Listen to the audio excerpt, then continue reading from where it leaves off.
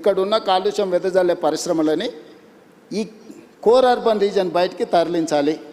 అది హిల్ట్ పైన సరే అక్కడికే వస్తున్నా. సో మేము నదులను ఆక్రమించుకున్నారు, చెరువులను ఆక్రమించుకున్నారు, కుంటలను ఆక్రమించుకున్నారు, నాలాలను ఆక్రమించుకున్నారు, పబ్లిక్ పార్క్స్ని ఆక్రమించుకున్నారు, గవర్నమెంట్ ల్యాండ్స్ని ఆక్రమించుకున్నారు. సో ఇన్ని ఆక్రమణలు జరిగిన తర్వాత ఈ నగరాన్ని ఎవరైనా ప్రక్షాళన చేయగలరా? నదుల ఆక్రమణలు తొలగిస్తే ఆక్రందనలు అంటారు, చెరువులను తొలగిస్తే, కుంటలను తొలగిస్తే, నాలాలను తొలగిస్తే వీటి వల్ల ప్రకృతి వైపరీత్యం. ఎక్కడైతే నీళ్లు ఉండాలనో ఆ నీళ్ళు స్థావరాన్ని నువ్వు ఆక్రమించుకుంటే నీళ్ళు నీ మీదకి వస్తాయి. జపాన్లో ఒక సేయింగ్ ఉంది, నగరాలను నువ్వు కలుషితం చేసినా మర్చిపోతాయేమో కానీ నీటి వనరులను నువ్వు కలుషితం చేస్తే ఎప్పుడూ మర్చిపోదు. ఈరోజు నువ్వు ఎక్కడైతే ఎంక్రోచ్మెంట్ చేస్తున్నావు వాటర్ బాడీస్ని కానీ, లేక్స్ని కానీ, వాటర్ ఫ్లోస్ని కానీ నువ్వు డిస్టర్బ్ చేస్తావు, ప్రకృతి వైపరీత్యం జరిగినప్పుడు ఎక్కడైనా నువ్వు తీసుకో విధ్వంసం, విలయ తాండవం జరుగుద్ది. సో నువ్వు నగరంలో రోడ్లు ఆక్రమించుకున్నా, లేకపోతే ఇంకేదైనా ఆక్రమించుకున్నా, గవర్నమెంట్ ల్యాండ్స్ ఆక్రమించుకున్నా ప్రకృతి నిన్ను క్షమిస్తుందేమో కానీ చెరువులు, కుంటలు, నాలలు, నదులను ఆక్రమించుకుంటే ప్రకృతి నిన్ను క్షమించదు. ప్రకృతి ప్రకోపించిన రోజు ఏది మిగలదు. సో మీ విజన్ డాక్యుమెంట్లో భాగమే హైడ్రా కావచ్చు, హిల్ట్ పాలసీ కావచ్చు. ఎస్, నేను తీసుకొచ్చిన ఏ పాలసీ కూడా ఈ నగరాన్ని ఒక ఆపరేషన్ చేస్తున్నప్పుడు పేషెంట్కి మత్తు ఇచ్చి ఆపరేషన్ చేస్తారు కదా, బట్ మీరు జనాలు మెంటల్గా ప్రిపేర్ చేయకుండా, మీ విజన్ ఏంటో ప్రాపర్గా చెప్పకుండా అలా చేయడం అలా చేశారు. చాలామంది ఆక్రదనలు, ఇంట్లో బట్టలు తీసుకోవడానికి కూడా అవకాశం లేకుండా కూర్చొని ఇటువంటి ఒక విమర్శలు ప్రభుత్వం ఫేస్ చేయడం ఉంది. డెఫినెట్గా ఉంది. ఇంప్లిమెంట్ చేసేటప్పుడు వార్ జరిగినప్పుడు అందరు సైనికులే చచ్చిపోరు, యుద్ధం జరిగినప్పుడు కొంతమంది అమాయకులు కూడా చచ్చిపోతారు. అట్లని ఎవరు యుద్ధం ఆపరు. బాంబు వేయకుంటే ఇటు సివిలియన్ ఉన్నాడా, ఇటు సైన్యం ఉందా, ఇది చూస్తారా? యుద్ధం జరిగినప్పుడు యుద్ధం అనేది యుద్ధ నీతి అట్లాంటిది. నెలల కొద్ది, సంవత్సరాల కొద్ది మేము స్పష్టంగా చెప్తున్నాం, ఇక్కడ ఆక్రమించుకున్నారు, నోటీసులు ఇస్తున్నాం, సంస్కరణ యుద్ధం అవుతుందా? ఇప్పుడు జరుగుతూ ఉంది కదా సంస్కరణలు అనేది. ఇప్పుడు యుద్ధం లాంటిదే. ఈరోజు నేను ఆక్రమించుకున్న చెరువులు ఎవరు? ఆక్రమణదారులే కదా. నేను వెళ్ళి ఒక కాలనీ జూబ్లీ హిల్స్ను డిమాలిష్ చేసి నేనేం చెరువు కడతా అంటలేనే. దుర్గం చెరువును ఆక్రమించుకుంటే అవి తొలగిస్తున్నా. మీరు ఎన్కన్వెన్షన్ చేసినప్పుడు ప్రభుత్వం చాలా మంది చెప్పట్లేదు. నేను అదే చెప్తున్నా, 3 ఎకరాలు ఇప్పుడు మనం ఇక్కడ చర్చిస్తే బాగుండదు, ఎందుకంటే అతను వాలంటీర్గా ముందుకు వచ్చి సరెండర్ చేసిన తర్వాత అది వేరే విషయం.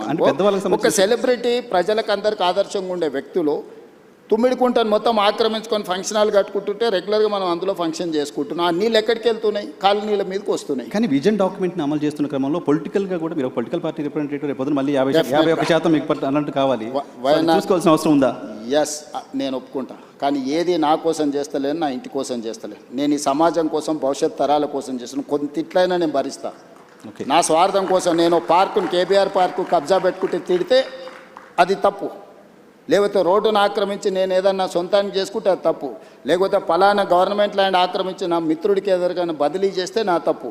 నేను చేస్తున్న నదుల ఆక్రమణ తొలగిస్తున్నా. తిట్టుకుంటే తిట్టుకుంటాడు. నేను ఎవరి కోసం చేస్తున్నా? నా ఇంటికి తీసుకెళ్ళడానికి చేస్తలేని ఈ ప్రజల కోసం చేస్తున్నా. నది ఇప్పుడు మూసీ నది ఉంది, గోదావరి నది ఉంది, కృష్ణా నది ఉంది. దుర్మార్గంగా దాన్ని చెరబట్టి మేము విధ్వంసం చేస్తాము అని అంటే ఆ విధ్వంసం చేసేటోని నేను అడ్డు తొలగిస్తే నన్ను తిడతారు. తిట్టని డెఫినెట్గా తిడతారు. బెనిఫిషియర్సు వాళ్ళు వెనకాల ఉన్నోళ్ళు తిడతారు. ఇప్పుడు చెరువులు, ఎన్ని చెరువులు నేను చేసినా, ఇప్పుడు బతుకమ్మ కుంట మీరు పోయి చూడండి. ఈరోజు బతుకమ్మ కుంట ఆక్రమించుకున్నాను ఏ పార్టీ నాయకుడు? ఆ నాయకులకు హెలికాప్టర్లో ఆ కుంటను ఆక్రమించుకోవడానికి సహకరించినందుకు గులాబీ పూలు వెదజల్లిండి హెలికాప్టర్లో. ఎక్కడి నుంచి వచ్చింది ఆ సొమ్ము? బతుకమ్మ కుంట ఆక్రమించుకొని 10 ఎకరాలు అమ్ముకుంటే ఆ సొమ్ము వచ్చింది. ఆయన వాళ్ళకు గొప్ప నాయకుడు. నేను అది తొలగించేసి కొట్టేసి బతుకమ్మ కుంటను నేను రిస్టోర్ చేసిన. దాని పేరే బతుకమ్మ కుంట. అది డెఫినెట్గా అచీవ్మెంట్గానే చూడాలి. తుమ్మిడికుంట కావచ్చు, లేకపోతే నల్లజరు కుకట్పల్లిలో కావచ్చు, బుమ్రక్దావ్లా కావచ్చు. బుమ్రక్దావ్లా ఇప్పుడు ఒకప్పుడు నిజాం ఉన్నప్పుడు తాగడానికి నీళ్ళ నుంచి మొత్తం అక్కడి నుంచే తీసుకెళ్ళి కంప్లీట్గా ఆక్రమించుకున్నారు. నేను పొలిటికల్ ఎవరిని స్పేర్ చేయలే. అక్కడ ఎంఐఎం లీడర్స్ అబ్జెక్షన్ చేసారు, ఇక్కడికి వస్తే బీఆర్ఎస్ లీడర్లు అబ్జెక్షన్ చేసారు, ఇంకొక దగ్గరకు వస్తే కుక్కట్పల్లిలో ఇంకొకరు అబ్జెక్షన్ చేసారు, అందరు తిట్టారు. మీరు బీఆర్ఎస్కో ఎంఐఎంకో ఎవరికో ఆన్సర్ చేయాల్సిన అవసరం లేదు. కానీ పేదవాళ్ళు ఎవరైతే ఇబ్బంది పడుతున్నారు, కొన్ని విజువల్స్ చూస్తే బాధ అనిపిస్తుంది. ఎస్, డెఫినెట్గా వాళ్ళకి హోప్ ఎవరు? మీరే, ఇంకా ఎవరు కాదు కదా. వాళ్ళకి హోప్ నేనే వాళ్ళకి ఏమన్నా న్యాయం చేస్తానని నమ్మకంతోనే నన్ను ముఖ్యమంత్రి చేశాను. అందుకే వాళ్ళకి డబుల్ బెడ్ ఇండ్లు ఆఫర్ ఇచ్చిన, మంచి వాళ్ళ పిల్లలకు స్కూల్ ఆఫర్ ఇచ్చిన, వాళ్ళకి కావాల్సిన సహాయం అందిస్తా అని చెప్పిన. నేను నిస్సహాయాన్ని ఎక్కడ? నువ్వు ఆక్రమించుకున్న చెరువులు మాత్రమే నేను ఉంటా అంటే నేను నిస్సహాయాన్ని. ఓకే. నేను స్పష్టంగా చెప్తున్నా, మూసీ నదిని ఆక్రమించుకున్న వాళ్ళకి నేను క్లియర్గా చెప్తున్నారు, మీకు ఇల్లు కట్టిస్తా, స్కూల్ కట్టిస్తా, హాస్పిటల్ కట్టిస్తా, మీకు ఆర్థిక సహాయాన్ని అందిస్తా, మీరు వ్యాపారం చేసుకోండి, మీ పిల్లల్ని చదివించుకోండి, వాళ్ళ భవిష్యత్తు తీర్చిదిద్దుకోండి, ప్రభుత్వం ఉదారంగా ముందుకు వచ్చి మిమ్మల్ని ఆదుకుంటుందని చెప్తే లేదు మేము మూసీలనే ఉంటాము అని వాళ్ళని కొంతమంది పరోక్షంగా ప్రోత్సహిస్తారు. ఓకే. నేను అది కూడా చెప్పిన, అదే ఏరియాలో మీకు ఉద్యోగ ఉపాధి అవకాశాలు ఉంటే ప్రభుత్వ భూమి తీసి మీకు ఇండ్లు కట్టిస్తానే స్వామి, ఆ ఏరియాలో మీరు అక్కడి నుంచి ఎక్కడికో కూడా తరలించండి మిమ్మల్ని. ఏ ఏరియాలో అయితే మూసీ నదిలో ఎవరు మూసీలో బతకాలని కోరుకోరు కదా, స్మెల్తో. ఈరోజు వైఎన్ఆర్ నిన్న క్వశ్చన్ అడుగుతా, గంగా పేరు మీద, యమునా పేరు మీద, సరస్వతి పేరు మీద, ఇట్లాంటి గోదావరి పేరు మీద, కావేరి పేరు మీద, కృష్ణా పేరు మీద, అన్ని నదుల పేర్ల మీద ఆడపిల్లలు పెట్టుకున్నారా తల్లిదండ్రులు? ఏ తల్లిదండ్రులైనా మూసీ పేరు పెట్టుకున్నారా? మూసీ కూడా నదే కదా. మూసీ నది బిడ్డ పేరు ఎవరైనా పెట్టుకున్నారా? ఎందుకు? మూసీ అంటేనే మురికి పర్యాయ పదంగా మార్చిండ్రు. దీనికి కారణం ఎవరు? గత పాలకులు కాదా? మూసీ కూడా గొప్పగా ఉండాలని నేను స్వప్నం, నా కళ, నేను గొప్ప నదిని నేను ఈ నగరానికి ఇవ్వాలనుకుంటున్నా. నేరం ఎట్లయిద్ది? ఓకే, గతంలో ఎవరు చేసినా నేరమే. ఇప్పుడు నేరాన్ని సరిదిద్దాలనుకుంటున్నా. నేనేమంటున్నా అంటే, నేరం జరిగింది కదా అని చూసి చూడనట్టు నేను వదిలేదలుచుకోలేదు నర్సింగ్. నేను ఒక గ్రామీణ ప్రాంతం నుంచి వచ్చిన, వ్యవసాయ కుటుంబం నుంచి వచ్చిన, నాకు మంచి తెలుసు, చెడు తెలుసు, విచక్షణ ఉంది నాకు.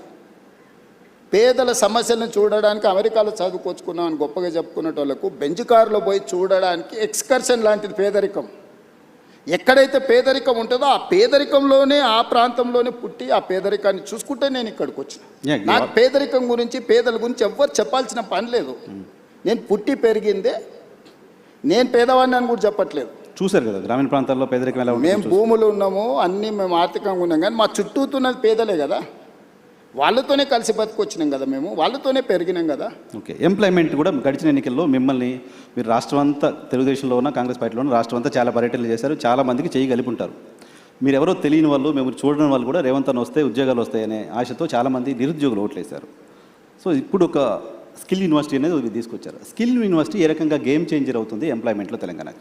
సో నేను ఇప్పుడు నీ క్యూర్ మాత్రమే చెప్పిన. Outer ring road inside 160 kilometre radius ఉన్నది, మధ్యలో ఉన్నది క్యూర్. ఇది 2053 కిలోమీటర్స్, 1,34 lakh పాపులేషన్. ఇప్పుడు రీజనల్ రింగ్ రోడ్ ఏర్పాటు చేసుకోబోతున్నాం మనం, 360 kilometres. Outer ring road outside, regional ring road inside, PURE peri urban region economy. ఇక్కడ పరిశ్రమలు, ఇన్ఫ్రాస్ట్రక్చర్ క్రియేట్ చేయాలని పెట్టుకున్నాం మేము. నగరాల్లో నిర్మించదలుచుకున్నాం, పరిశ్రమల కోసం ఇప్పుడు ఇక్కడ నుంచి తరలించే పరిశ్రమలకు అక్కడ ఇవ్వదలుచుకున్నాం. మన దగ్గర చదువుకున్న నిరుద్యోగులకు సాంకేతిక నైపుణ్యాన్ని నేర్పి ఉద్యోగ ఉపాధి అవకాశాలు ఇవ్వదలుచుకున్నాం. ఇలా జీసీసీ సెంటర్స్ వచ్చినా, డేటా సెంటర్స్ వచ్చినా, ఐటీ సంస్థలు వచ్చినా, ఇతర పరిశ్రమలు వచ్చినా, వీటన్నిటినీ పెరీ అర్బన్ రీజియన్ ఎకానమీలో మనము అంటే ఇక్కడ ఫెసిలిటేట్ చేయదలుచుకున్నాం. Regional ring road outside అది ఆల్మోస్ట్ ఒక 10,000 స్క్వేర్ కిలోమీటర్స్ ఉంది peri urban. Regional ring road outside Telangana ఇంకొక 1,00,000 స్క్వేర్ కిలోమీటర్లు ఉంది. అంటే తెలంగాణ మొత్తం 1,12,000 స్క్వేర్ కిలోమీటర్లు ఉంటే 2,000 స్క్వేర్ కిలోమీటర్లు ఏమో క్యూర్ కింద తీసుకున్నాం, 10,000 స్క్వేర్ కిలోమీటర్లు ప్యూర్ కింద తీసుకున్నాం, 1,00,000 square kilometre RARE rural agricultural region economy. So కంప్లీట్గా ఒకటేమో సర్వీస్ సెక్టర్, రెండవది మ్యానుఫ్యాక్చరింగ్ సెక్టర్, మూడవది అగ్రికల్చర్ సెక్టర్. సో తెలంగాణ రాష్ట్రానికి రాబోయే 100 సంవత్సరాలకు అవసరమైన ఒక ప్రణాళికను, ఒక పాలసీ డాక్యుమెంట్ను తెలంగాణ రైజింగ్ 2047 అని ఈ దేశంలోనే మొట్టమొదటిసారి తెలంగాణ రాష్ట్రం అడాప్ట్ చేసుకున్నది. మేము ఆ పాలసీని ఎగ్జిక్యూట్ చేయడానికి ప్రయత్నం చేస్తున్నాం, రోడ్ మ్యాప్ వేస్తున్నా నేను. ఈరోజు ఫ్యూచర్ సిటీ 30,000 ఎకరాలలో ఒక కొత్త నగరాన్ని నిర్మించాలనుకుంటున్నాం. ఇప్పటివరకు ఈ దేశంలో కొత్త నగరం కోసం ఎవరైనా ఆలోచన చేసిరా? ఓ ఫైనాన్షియల్ డిస్ట్రిక్ట్ అనో, నాలెడ్జ్ పార్క్ అనో, ఒక 400 ఎకరాలు 500 ఎకరాలు కాలనీలు కట్టిండ్రు. కానీ కాంప్రహెన్సివ్ ఒక సిటీ, న్యూయార్క్ సిటీతోనో, లేకపోతే జపాన్ టోక్యోతోనో, లేకపోతే సింగపూర్తోనో, సౌత్ కొరియాలో ఒక సిటీతోనో కంపేర్ చేసే సిటీ భారతదేశంలో ఎవరైనా నిర్మించారా? ఆలోచన చేసింది. సిటీ నిర్మాణం అనేది సాధ్యమవుతుందా? సిటీని ఒక ప్రభుత్వం నిర్మించగలుగుతుందా? 100%. మనం ట్రంక్ ఇన్ఫ్రాస్ట్రక్చర్ క్రియేట్ చేస్తే hundreds of thousands of builders are ready to construct. మనం చేయాల్సిన పని అది కాదు, మనం ట్రంక్ ఇన్ఫ్రాస్ట్రక్చర్ చేయాలి, కనెక్టివిటీ చేయాలి, మెట్రో కనెక్టివిటీ ఇవ్వు, నేషనల్ హైవేస్ ఇవ్వు, పోర్ట్ కనెక్టివిటీ ఇవ్వు, ఎయిర్పోర్ట్ కనెక్టివిటీ ఇవ్వు. ఇది మాత్రమే ప్రభుత్వం చేయాలి. అంటే ఒక ఏరియాని ఇయర్ మార్క్ చేసి, ల్యాండ్ అక్వైర్ చేసి, ఎకో సిస్టమ్ మనం డెవలప్ చేస్తే సిటీలు నిర్మించడానికి, లక్షల కోట్లు పెట్టుబడులు పెట్టడానికి, దాన్నే వ్యాపారంగా మార్చుకొని సిటీని అభివృద్ధి చేయడానికి చాలామంది రెడీగా ఉన్నారు. ఇప్పుడు ఫైనాన్షియల్ డిస్ట్రిక్ట్ ఉంది, మొత్తం ప్రభుత్వం కట్టలేదే.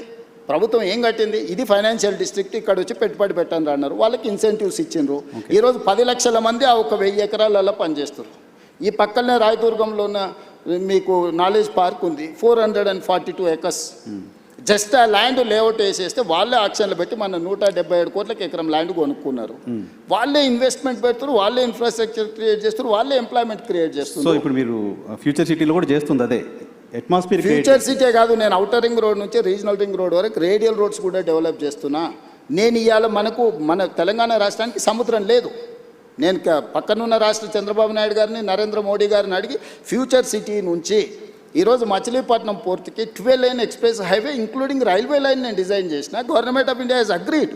ఓకే, మనము జపాన్ వీటిని దేన్ని ఎందుకు అభివృద్ధి చెందిన దేశం అంటున్నాం? అక్కడ బుల్లెట్ ట్రైన్లు ఉన్నాయి కాబట్టి అభివృద్ధి చెందిన దేశం అంటున్నారు. అక్కడ పేదరికం లేదా? చైనాలో పేదరికం లేదా? ఎందుకు 2 అవర్స్లో ఎక్కడికైనా చేర్చుకునేది? ఈరోజు కేంద్ర ప్రభుత్వం 7 బుల్లెట్ ట్రైన్లు ఇస్తే 7లో 3 నేను తెలంగాణ రాష్ట్రానికి తీసుకొచ్చిన. ఈరోజు శంషాబాద్ను ఒక హబ్గా చేసి Shamshabad Bengaluru, Shamshabad Chennai via Amaravati, Shamshabad Mumbai via Pune. So ఈరోజు ఇన్ని కనెక్టివిటీస్ని డెవలప్ చేయడానికి రైల్ కనెక్టివిటీ తీసుకొచ్చిన, రోడ్ కనెక్టివిటీ తీసుకొస్తున్నా. ఈరోజు నేను పోర్ట్ కనెక్టివిటీ తీసుకొస్తుంది. ఇవన్నీ ఇన్నేళ్ళు ఎందుకు చేయలేదు? 10 ఏళ్ళు తెలంగాణ వచ్చినాక ఒక్కరోజు కూడా ఆలోచన చేయలేదే వీళ్ళు.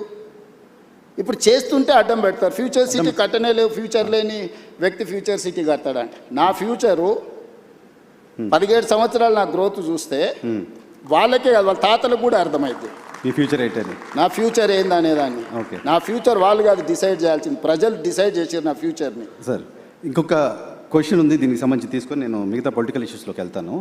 మీరు చాలా సందర్భాలు క్లెయిమ్ చేసుకుంటారు, నేను ఒక రియల్ ఎస్టేట్ పర్సన్ని, నేను రియల్ ఎస్టేట్ నా వ్యాపారం, నా బ్రతుకు తెరవదే అదే చేసి వచ్చాను అని చెప్తారు. కానీ ఈరోజు హైదరాబాద్లో తెలంగాణలో పర్టికులర్గా హైదరాబాద్లో రియల్ ఎస్టేట్ పరిస్థితి ఏంటి అంటే మీరు సాటిస్ఫై అవుతున్నారా బాగానే ఉంది అని? అంటే రియల్